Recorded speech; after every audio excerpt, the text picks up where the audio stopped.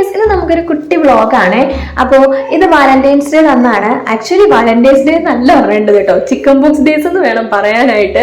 കാരണം നമുക്ക് 3 പേർക്ക് മാറി മാറി ചിക്കൻ പോക്സ് ആയിരുന്നു. അങ്ങനെ ആകെ മൊത്തം ഫ്രസ്ട്രേറ്റഡ് ആയിട്ടിരിക്കുന്ന ഒരു സമയമായിരുന്നു കേട്ടോ.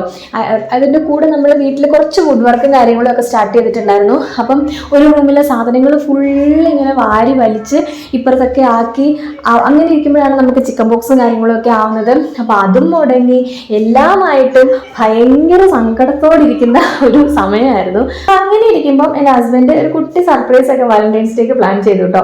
ഫ്ലവർ ഓറയിൽ നിന്ന് ആള് ഒരു ബൊക്കയും കേക്കും ഒക്കെ ഓർഡർ ചെയ്തിട്ടുണ്ടായിരുന്നു.